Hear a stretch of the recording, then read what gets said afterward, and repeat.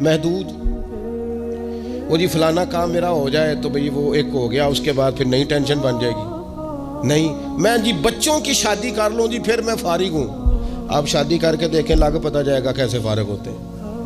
آپ یہاں رکتے کیوں ہیں؟ آپ خدا سے عافیت کیوں نہیں طلب کرتے؟ اس کی بارگاہ سے وہ کیوں نہیں مانگتے کہ جو ایک قطرہ ملے تو دنیا اور آخرت کے سارے کام ہو جائے؟ اس سے اس کی رحمت کا سوال کرے، اس سے اس کے کرم کا سوال کرے. اللہ کی بارگاہ میں بھی حاضر ہونا اور جچی تلی اور جناب ناپ تول کر اور محدود چیزوں کا سوال کرنا، مالک سے مانگے. اور وہ جب دیتا ہے تو دیتا بھی بے حساب ہی ہے.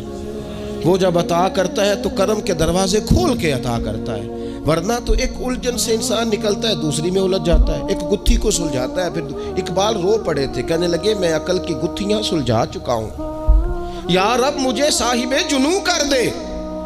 اللہ یہ بڑا میں نے ہیر پھیر دیکھ لیا، مجھے دیوانہ بنا.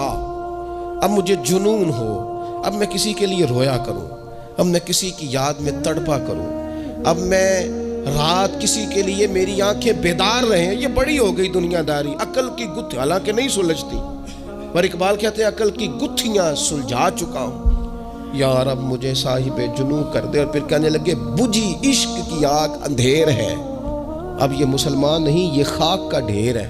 تو مٹی بن کے رہ گیا. کیا کہاں اپنی ساری توجہات کا قبلہ کس چیز کو؟ میرے عزیزو، اللہ سے عافیت. نبی پاک علیہ الصلوۃ والسلام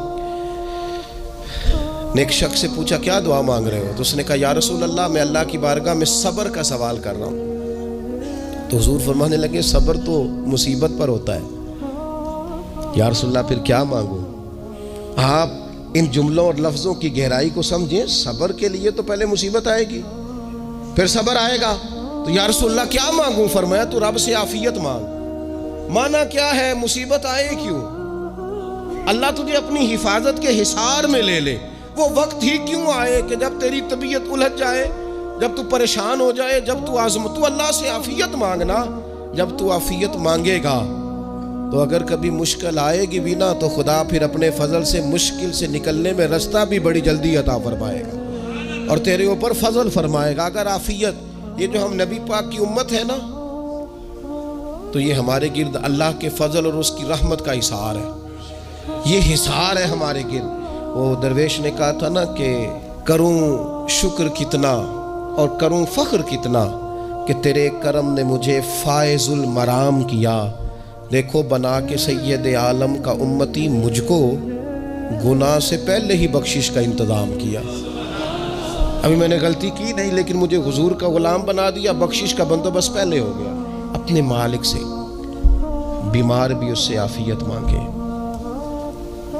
مقروض بھی اس سے عافیت مانگے، بے اولاد بھی اس سے عافیت ہی مانگے، صاحب اولاد بھی اس سے عافیت ہی مانگے. جو دولت کے حصول کے رزق حلال کے خواہش مند ہیں وہ بھی اس سے عافیت مانگے، اور جن کی جھولی اس نے بھر دی ہے وہ بھی اپنے رب سے عافیت ہی مانگے. مالک سے جب سوال کرے، ایک بزرگ تھے انہوں نے تو اپنی انگوٹھی میں لکھوا لیا تھا کہ یا اللہ مجھے عافیت عطا فرما. مگر جب بھی دیکھتا ہوں یاد آ جاتا ہے کہ اللہ سے عافیت مانگنی. اپنے مالک کی بارگاہ کے اندر دیکھو، میں نے دیکھا ہے وہ کسی نے کہا تھا کہ تیری خواہش ہے کہ وہ تیری آرزو کرے پوری، اور میری خواہش ہے کہ تیری آرزو بدل جائے. کچھ لوگ ایسی خواہشات بھی لے کے آتے ہیں کہ جو پوری نہ ہو تو بہتر ہوتا ہے.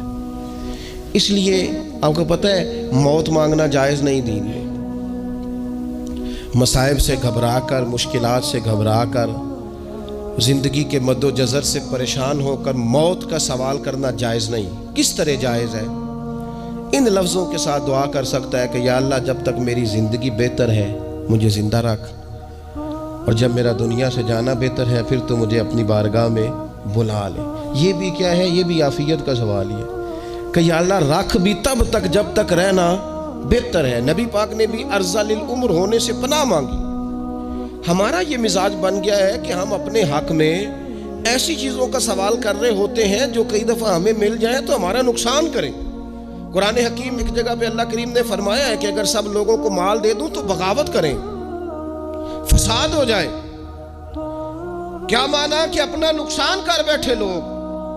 ہم اپنے مالک کی بارگاہ میں بعض ایسی چیزوں کے سوالی ہیں کہ جو ہمارے لیے ٹھیک نہیں ہے، ہمیں اس کے کرم پر چھوڑنا ہے، اس سے عافیت مانگنی۔ اور بعض لوگ، کیونکہ میں کہہ چکا ہوں شروع میں کہ ہماری دینی روحانی تربیت نہیں ہوتی، اور ہم کہیں سے باقاعدہ اسباق لینے کے قائل ہی نہیں ہوتے، پوری تربیت کا ہمارا مزاج نہیں ہوتا، اپنی عقل اور اپنا شعور اور اپنے حساب سے ہم زندگی کو بتانا چاہتے ہیں۔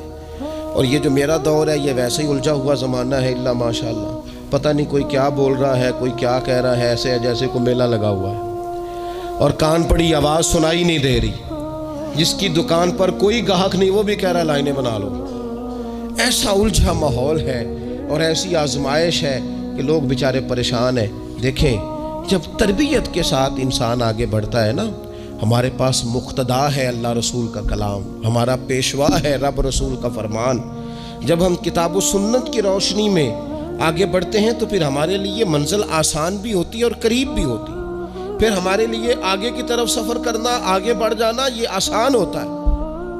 آپ غور کریں، جو لوگ دنیا میں کامیاب رہے، بھلا کس طرح کامیاب رہے؟ وہ اس طرح کامیاب رہے کہ انہوں نے نا اپنے رب سے عافیت مانگی، اللہ تعالیٰ نے خود بخود ان کے لیے رستے بنائے۔ آپ تاریخ پڑھیں گے بعض لوگوں کی تو لگ نہیں رہا تھا کہ وہ اتنی کامیابی حاصل کریں گے۔ دیکھ لیں آپ، حضرت غوث اعظم جیلانی رضی اللہ تعالیٰ عنہ بغداد شریف تشریف لاتے ہیں تو ان کی کیفیت یہ ہے کہ پتے کھا کے گزارا کرنا پڑتا ہے،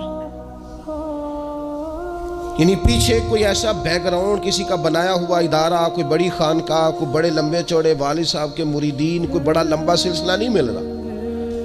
ان کو بظاہر پتے کھا کے گزارا کرنا پڑتا ہے، لیکن چونکہ وہ نکلے ہیں اللہ کی مدد کے ساتھ، انہیں اللہ نے تائید دی ہے، فضل فرمایا ہے، تو نتیجہ یہ نکلا ہے کہ 70 ہزار بندہ ایک ایک وقت میں تربیت لینے کے لیے ان کے سامنے موجود ہے۔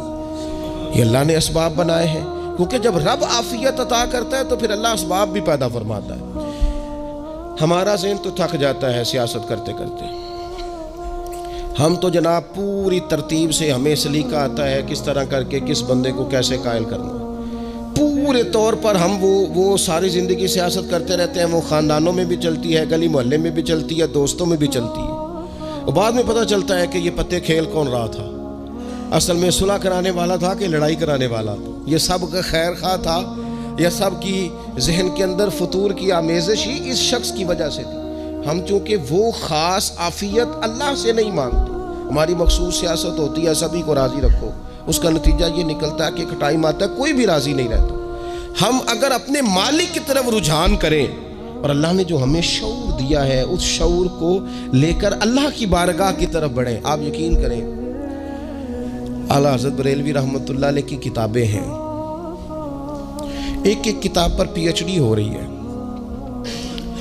اور انہوں نے 150 سال پہلے بیٹھ کر جو کچھ لکھا تھا بئی نہیں لفظ بلفظ اس کی ضرورت آج محسوس ہو رہی ہے اور آنے والے وقت میں بڑھ رہی ہے، لیکن ان کے پاس کوئی ٹیم نہیں تھی، 50 لوگ نہیں تھے جو ان کے پاس بیٹھ کے لکھواتے، اپنا پریس نہیں تھا، ایسے لوگ نہیں تھے کہ جن کو پتا ہوتا کہ کتاب ہم کل چھاپیں گے اور اتنے فیصد یہ مارکیٹ میں نکل بھی جائے گی، ایسا کچھ نہیں تھا۔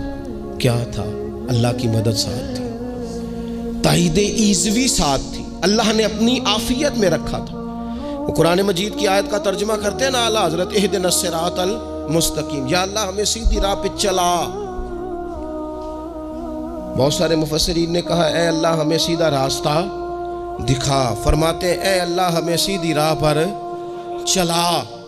تو کسی نے کہا حضور یہ چلا اور دکھا میں کیا فرق ہے؟ فرمانے لگے دکھانے کا مطلب یہ ہوتا ہے کہ کسی نے پوچھا میں نے گجرانوالہ جانا ہے، تو دکھانا یہ ہے کہ اسے کہا یہاں سے باہر نکلو، روڈ پہ چڑھ جاؤ، سیدھے جاؤ گے، ایک پول آئے گا اسے کراس کرنا، نیچے اترنا، وہاں سے شہر شروع ہو جائے۔ پھر اس نے اگر کوئی اندرونی جگہ شہر کی پوچھ لی تو اس کو کہا کہ رائٹ ہو جانا، پھر لیفٹ ہو جانا، پھر آگے کسی سے مزید۔ یہ ہے راستہ دکھانا، اور ایک ہے چلانا۔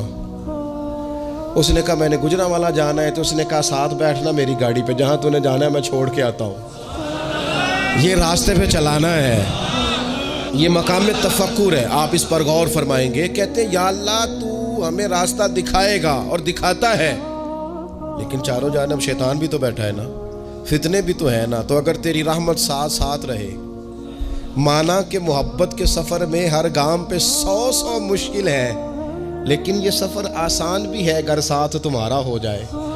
اگر تو ساتھ چلے تو پھر یہ سفر مشکل ہے. ہارون رشید نا اپنے محل کی چھت پہ ٹہل رہا تھا, سب سے اوپر والے چوارے پر. نیچے سے حضرت بہلول دانا گزر رہے تھے. اوپر اس کے ساتھ سپاہی بھی تھے, گن مین بھی تھے. اس نے کہا یہ بابا تو ذرا اوپر اٹھاؤ. انہوں نے ایک ڈولی, ایک ٹوکری سمجھ لیں, اس کو رسیاں باندھ کے نیچے پھینکا. نیچے جو سپاہی تھے ان کو کہا کہ یہ بابا جی کو پکڑ کے اس میں بٹھاؤ. انہوں نے جبرن تھاما بابا جی کو, اس میں ڈالا. اوپر والوں نے کھینچ لیا. 2-3 منٹ لگے. ہارون رشید کے سامنے حضرت بہلول دانا پہنچ گئے تو تھوڑے ناراض بھی ہوئے کہ یہ کوئی طریقہ تو نہیں نا بلانے کا. ملاقات ہوئی تو کہا کیوں بلایا؟ کہنے لگا ایک مسئلہ پوچھنا تھا. فرمانے لگے بادشاہ ہے نا, تیرے مسئلے پوچھنے کا بھی اپنا ہی انداز ہے, پوچھ مسئلہ. کہنے لگا بابا پوچھنا تھا کہ آپ اللہ تک کیسے پہنچے؟ حضرت بہلول دانا چپ کر گئے. 2-4 منٹ کے بعد کہنے لگے جس طرح ابھی زمین سے تیرے تک نہیں پہنچا, بالکل اسی طرح پہنچ گیا ہوں رب کریم کی بارگاہ تک.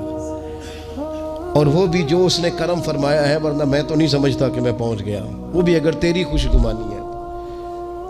ہارون رشید کہنے لگا مجھے سمجھ نہیں آئی. فرمانے لگے تو بادشاہ جو ہے اتنی جلدی کیسے سمجھ میں آئے گی تجھے بات؟ فرمانے لگے اگر میں تجھ سے ملنا چاہتا نا تو میں ایک درخواست لکھتا, پھر کسی وزیر سے سفارشی سائن کراتا, پھر وہ جمع کراتا, پھر مجھے ٹائم ملتا کہ فلاں دن فلاں تاریخ فلاں ٹائم آ جانا, پھر آ کے میں لائن میں لگتا. پھر بھی تو بادشاہ ہے, تیرا موڈ بنتا ملنے کا کہ نہ بنتا. جب میں چاہتا تو پتہ نہیں کتنا ٹائم لگ جاتا, جب تو نے چاہا ہے نا تو 1 منٹ بھی نہیں لگا. فرمانے لگے میں نے دعویٰ ہی نہیں کیا کہ میں جدوجہد کر کے پہنچوں گا, میں نے تو رب کی بارگاہ میں عاجزی کی ہے, پھر رب نے ہی کرم فرمایا ہے, اسی نے مہربانی کی ہے. مانا کہ محبت کے سفر میں ہر گام پہ 100 مشکل ہے, لیکن یہ سفر آسان بھی ہے اگر ساتھ تمہارا ہو جائے. اس کے کرم کا ساتھ رہا ہے, اس سے عافیت مانگی ہے, اپنے آپ کو اس کے سپرد کیا ہے تو اس نے کرم کر دیا. جب تک یہ مزاج نہیں ہم بناتے کہ مالک سے عافیت کا سوال کریں, اپنے آپ کو اپنے رب کے حوالے کر دیں, اس کی رحمتوں کے سپرد کر دیں, اتنی دیر تک زندگی میں ٹھہراؤ نہیں آتا, قرار نہیں آتا. مشکات میں موجود ہے, اللہ کے پیارے رسول صلی اللہ تعالیٰ علیہ وسلم تیمارداری کے لیے گئے تو صحابہ کرام فرماتے ہیں وہ بندہ نا اتنا پتلا نحیف اور لاغر ہو گیا تھا جس طرح چڑیا کا بچہ ہوتا ہے, کمزوری ضعف طاری تھا. تو محبوب کریم نے اسے دیکھا تو بڑے کریمانہ انداز میں کریم فرمانے لگے تو کوئی دعا نہیں مانگتا, تو عافیت نہیں مانگتا اللہ سے؟ عرض کی یا رسول اللہ صلی اللہ تعالیٰ علیہ وسلم, میں نے اپنے رب کی بارگاہ میں عرض کی ہے مالک قیامت کا عذاب بڑا سخت ہے, میں نہیں برداشت کر سکتا, تو نے اگر مجھے کوئی سزا دینی ہے تو یہیں دے لے, قیامت کو نہ دینا. تو کہتے ہیں محبوب فرمانے لگے سبحان اللہ, او خدا کے بندے تو رب کی سزا دنیا میں بھی نہیں سہ سکتا. اللہ سے یہ بھی سوال نہ کر, تو رب سے کہہ ربنا آتنا فی الدنیا حسنۃ وفی الآخرۃ حسنۃ وقنا عذاب النار. تو رب سے دنیا میں بھی حسنہ مانگ, بھلائی مانگ, تو آخرت کے لیے بھی بھلائی مانگ, تو اس سے عافیت کا سوال کر. تو نے یہ سوال کیوں کیا؟ عرض کی یا رسول اللہ کرم ہو گیا ہے, مجھے سمجھ آ گئی ہے, اب میں اسی طرح ہی کروں گا. عزیز دوستو ہم کہاں سہ سکتے ہیں, ہم دنیا میں رب کی سزا ہم نہیں سہ سکتے, ہم کمزور ہیں تو گرمی نہیں سہ سکتے, شدید سردی نہیں سہ سکتے, شدت کی بھوک لوگ نہیں سہ سکتے, کوئی آزمائش نہیں سہ سکتے. وہ جو لوگ بعض اوقات کہہ دیتے ہیں نا جی فلاں چیز ہمارے اعمال کا نتیجہ ہے, تو میں کیا کرتا ہوں نہ کو یار ہم تو یہ بھی نہیں سہ سکتے, ہم کہاں برداشت کر سکتے ہیں, ہمیں تو وہ معاف ہی فرمائے, ہم حساب والے ہیں ہی نہیں, ہم تو صرف معافی والے ہیں. ہم سے نہ حساب پوچھے, اس نے حساب پوچھا تو پھر تو بڑی مشکل ہو جائے گی, اگر اس نے حساب پوچھا تو بڑی رسوائی ہو جائے گی, اگر حساب پوچھا تو مشکلات سامنے دکھائی دینے لگ جائیں گی. ہم سے تو وہ درگزر والا معاملہ کرے, ہم سے تو وہ کہے جا میں نے محبوب کے صدقے تجھے معاف کیا. ان کفار کی اس عادت کو ذکر کر کے ہمیں سمجھایا گیا کہ جو فقط دنیا مانگتا ہے اس کا آخرت میں کوئی حصہ, اور فرمایا کچھ لوگ ایسے ہیں وَمِنْهُمْ مَنْ يَقُولُ رَبَّنَا آتِنَا فِي الدُّنْيَا حَسَنَةً. اچھا انہوں نے دنیا بھی مانگی تو صرف دنیا مانگی, حسنہ نہیں مانگی. اور یہاں فرمایا کچھ لوگ ایسے ہیں جو رب سے کہتے ہیں یا اللہ ہمیں دنیا میں بھی بھلائی عطا فرما، دنیا بھی دے تو ہاسا نہ دینا، وہ دنیا دینا جو ہمارے دین کو تقویت دے، وہ دنیا دینا جو ہمارے اعمال حسنہ کو مضبوط کرے، دینی معاملات کو تقویت دے، دنیا بھی وہی عطا فرما۔ اور ساتھ کہتے ہیں وفی الآخرۃ حسنہ، یا اللہ ہمیں آخرت میں بھی بھلائی ہی عطا فرما، وقنا عذاب النار، اور ہمیں دوزخ کے عذاب سے بچا، اولئک لہم نصیب مما کسبوا، فرمایا ایسوں کو ان کی کمائی ہی ملے گی، جو انہوں نے کیا ہے وہ خوش نصیبی انہیں ضرور میسر آئے گی، کیونکہ دنیا بھی مانگ رہے ہیں آخرت بھی مانگ رہے ہیں۔ ہمیشہ کوئی بھی کام کریں کسی قسم کا بھی، اس میں یہ دیکھیں کہ کیا اس میں میرے لیے کوئی ذخیرہ آخرت بنے گا، کیا یہ کام میری قبر میں، حشر میں، قیامت میں میرے لیے کوئی فائدہ مند ہوگا۔ میں بڑے درد سے عرض کرتا ہوں، بعض لوگ دینی کام کرتے ہیں اور ان سے جب سوالات کیے جاتے ہیں تو وہ بعض اوقات تکلیف دہ معاملہ ہو جاتا ہے کہ اس دینی کام کے پیچھے بھی وہ والا خلوص نہیں جو ایک مسلمان کا رب و رسول کے ساتھ ہونا چاہیے، اس دینی کام کے پیچھے بھی کچھ دنیاوی مقاصد موجود ہیں۔ تو اگر بڑی پگڑی اور بڑے جبے کے پیچھے بھی ایک دنیا دار چھپا ہوا ہو، لوگوں کو تو دھوکہ دیا جا سکتا ہے، رب و رسول کو تو نہیں نہ دیا جا سکتا۔ وہاں تو دلوں کا خلوص ہی پہنچتا ہے، وہاں تو نیتوں کا حسن ہی پہنچتا ہے۔ تو اللہ تبارک و تعالیٰ سے جب بھی سوال کیا جائے، دنیا اور آخرت کی بہتری کا سوال کیا جائے۔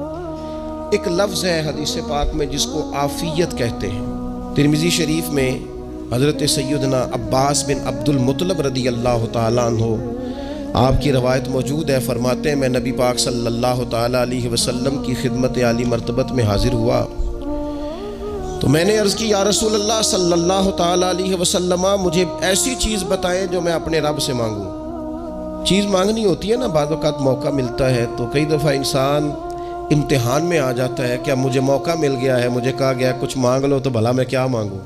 حضرت عباس بن عبد المطلب رضی اللہ تعالیٰ عنہ نبی پاک علیہ السلام کے پیارے چچا جان ہیں، عرض گزار ہیں یا رسول اللہ صلی اللہ علیہ وسلم مجھے بتائیے میں اپنے رب سے مانگوں تو کیا مانگوں؟ تو حضور نے فرمایا رب سے عافیت مانگو۔ کہتے میں کچھ دن رکا، کچھ دنوں کے بعد پھر حاضر بارگاہ ہوا اور عرض کی یا رسول اللہ صلی اللہ تعالیٰ علیہ وسلم مجھے بتائیے میں اپنے مالک سے مانگوں تو کیا مانگوں؟ تو حضور نے پھر فرمایا اللہ سے مانگنا تو عافیت مانگنا۔ بزرگ فرماتے ہیں یہ عافیت کیا ہے؟ عافیت یہ ہے کہ یا اللہ ظاہری پریشانیاں، باطنی پریشانیاں، اے اللہ ظاہر کے میل کچیل بھی دور ہو جائیں، باطن کے بھی دور ہو جائیں، اے اللہ ہر معاملے میں، ہر آزمائش میں، ہر دکھ میں ہمیں تیری پناہ نصیب ہو جائے، یہ عافیت ہے۔ اور صوفیہ کرام فرماتے ہیں عافیت سے بڑی نعمت کوئی نہیں اگر کسی کو میسر آئے تو، عافیت سے بڑا حسن کوئی نہیں اگر کسی شخص کو یہ نصیب ہو جائے۔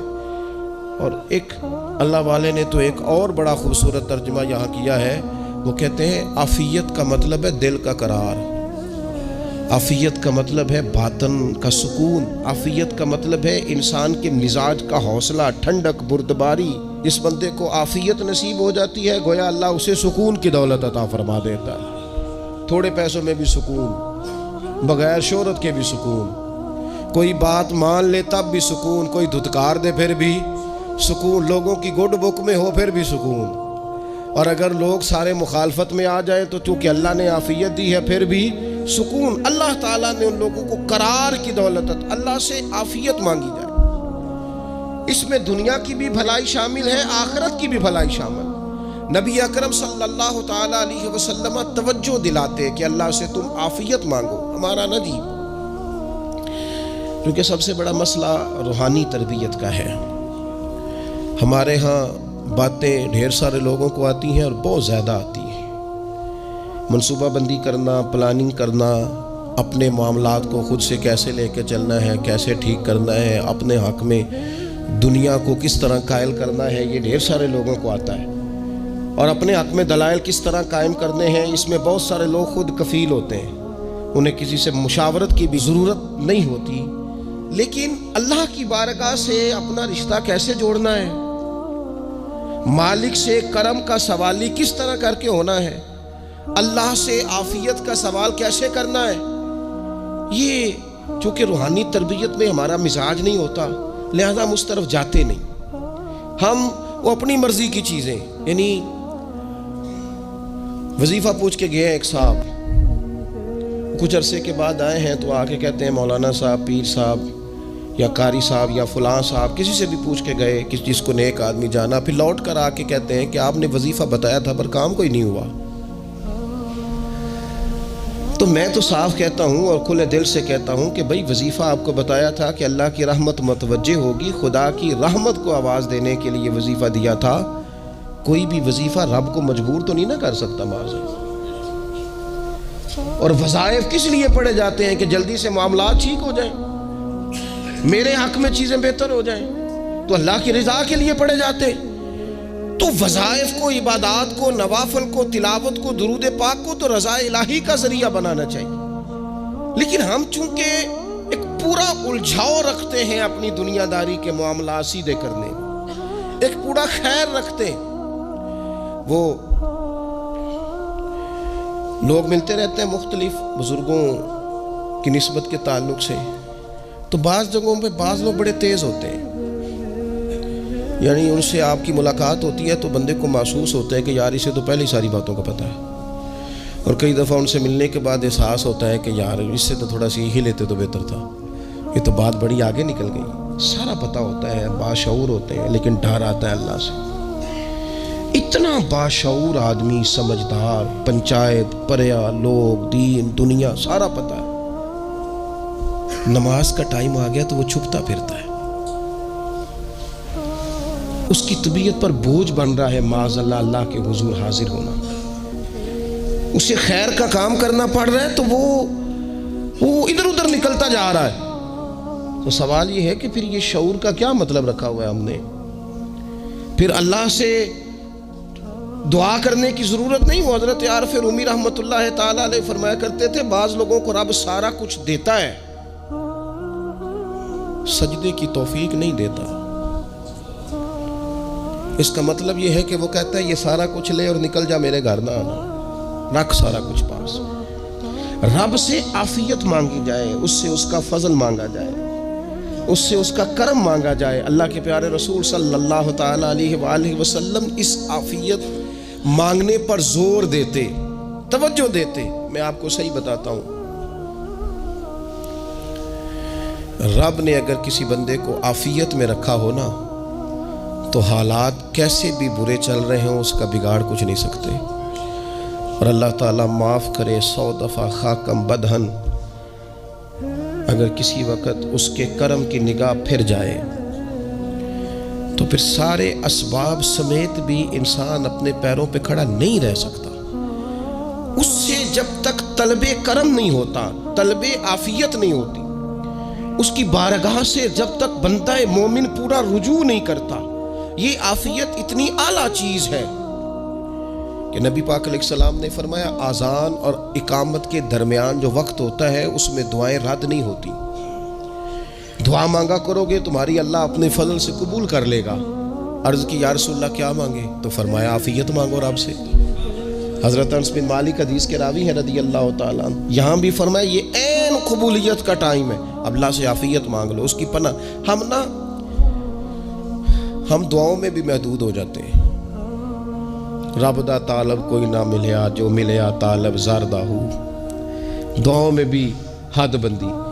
بعض اوقات بچے بھی تربیت کرتے ہیں نا، ایک مولانا ہے، ان کا خیال ہے کہ انہوں نے مجھ سے کچھ پڑھا ہے تو کبھی کبھی استاد جی کہہ دیتے ہیں، بہت پرانی بات ہے، انہوں نے مجھے فون کیا کہ اگر آپ کبھی تشریف لائیں، تو میں نے کہا پتر دعا مانگ اللہ کو چھوٹی جی گڈی دے وے۔ تو اس بچے نے میری بڑی تربیت کی، کہنے لگا استاد جی اللہ کو لو منگنی ہے تو وڈی ساری منگو، آپ نے محدود کیوں کیا کہ بھئی یہ چھوٹی سی اللہ گاڑی کیوں اللہ چھوٹی دے، رب دے تو بڑی دے، اور رحمت سے دے، اللہ سے مانگنی ہے نا جی۔ ہم تربیت نہیں لیتے۔ میں نے اس کا شکریہ ادا کیا، میں نے کہا بیٹے تو نے بڑی سونی بات کی، اللہ تجھے اس کا اجر عطا کرے، اللہ تجھے برکات عطا کرے۔ اگر آپ نے سیکھنا ہے تو پھر آپ سیکھ لیں گے، اور اگر نہیں سیکھنا تو پھر یہی کہنا ہے ساری عمر لنگ گئی بندہ کو نہیں ملیا، چونکہ مزاج نہیں ہے نا سیکھنے کا، اس لیے پھر ملا ہی کوئی نہیں۔ پھر ساری زندگی کو میسر ہی نہیں آیا، کسی نے نصیحت ہی نہیں کی، کوئی آنکھوں کو بھایا ہی نہیں، خود ہی بڑے سیانے تھے، خود ہی بہت بڑے تھے، اپنا قد ہی بڑا اونچا تھا، سب ٹھگنے چھوٹے اور کمزور اور بونے نظر آئے۔ عزیز بھائی، جب عافیت، ایک بزرگ تھے، ہر وقت اللہ سے عافیت مانگتے تھے، ہر وقت اللہ سے عافیت مانگتے تھے، ہر وقت عافیت مانگتے تھے۔ لوگوں نے پوچھا، لوگ ان کو صالح جانتے تھے، نیک سمجھتے تھے، کہ حضور آپ اور کوئی دعا مانگتے نہیں، عافیت ہی مانگتے ہیں۔ فرمانے لگے میں مانگا کرتا تھا شروع میں، بعد میں خیال آیا اور بھی دعائیں مانگا کرتا تھا، یہ احساس بعد میں نصیب ہوا۔ فرماتے میں مزدوری کرتا تھا، مال برداری کرتا تھا، ایک جگہ پہ ڈیوٹی کر رہا تھا تو تھک گیا، اور وہ جو کام لینے والے لوگ تھے ان کے رویہ بھی بڑا ترش تھا، تکلیف ہوئی، تو میں نے اپنے مالک کی بارگاہ میں عرض کی، مالک اگر 2 روٹی بغیر مجھے مشقت کے مل جائے دن میں تو تیری بارگاہ تو بڑی کریم ہے۔ کہتے وہ میں نے یہ دعا مانگ لی، ذرا میں تھوڑا آگے بڑھا تو 2 بندے آپس میں لڑ رہے تھے، میں ان کی صلح کرانے کے لیے، انہیں بچانے کے لیے آگے بڑھا، تو میں جس کو چھڑا رہا تھا دوسرے نے میرے اوپر ضرب لگا دی، میرا بھی سر پھٹ گیا۔ تھوڑی دیر کے بعد وہاں پولیس آ گئی، وہ تینوں کو لڑنے والا سمجھ کے اٹھا کے لے گئے، مجھے جیل ہو گئی۔ 2 روٹیاں بغیر مشقت کے روز ملنی شروع ہو گئی۔ دعا مانگی تھی نا کہ یا اللہ 2 روٹیاں مل جائے نا بغیر مشقت کے، کہتے ہیں وہ 2 روٹیاں روز ملتی، کوئی کام نہیں کرنا پڑتا تھا، پر جیل ہو گئی۔ فرماتے میں بڑا پریشان تھا، روز روٹیاں پابندی سے آتی اور بہترین آتی، کھانا ملتا۔ پھر کچھ عرصے کے بعد میں نے سوچا کہ یار یہ دعا تو قبول ہو گئی نا تیری، اب تو اگر اس پر کوئی الگ بات کرے گا تو وہ تو غلط کرے گا۔ کہتے پھر خود ہی میرے دل میں اللہ نے بات ڈالی، اور میں نے عرض کی مالک 2 روٹیاں نہیں، مجھے تو عافیت چاہیے، مجھے تو عافیت دے، میرے اوپر تو کرم فرما، تو نظر رحمت کر، جے ایک قطرہ بخشے مینوں، جے ایک قطرہ بخشے مینوں تے کام بن جاندا ہی میرا، مہربانی کر، عافیت عطا کر۔ فرماتے پھر خدا نے کرم کیا، کہاں سے اسباب بنے میرے جیل سے چھوٹنے کے، کون کون میرے ضمانتی بنے اللہ ہی جانتا ہے۔ فرماتے ہیں دروازے بھی کھل گئے، رزق بھی ملتا ہے، صحت بھی میسر ہے، سجدہ بھی کر لیتا ہوں، سویرے تلاوت بھی کرتا ہوں، شام کو مدینے والے کی بارگاہ میں رج کے درود و سلام بھی عرض کرتا ہوں، میں ممکن ہوتا ہے تو کسی غریب کی داد رسی بھی کرتا ہوں۔ اب سمجھ آئی ہے، ربنا آتنا فی الدنیا حسنۃ وفی الآخرۃ حسنۃ وقنا عذاب النار، اب سمجھ آئی ہے رب سے جب بھی مانگنا ہے عافیت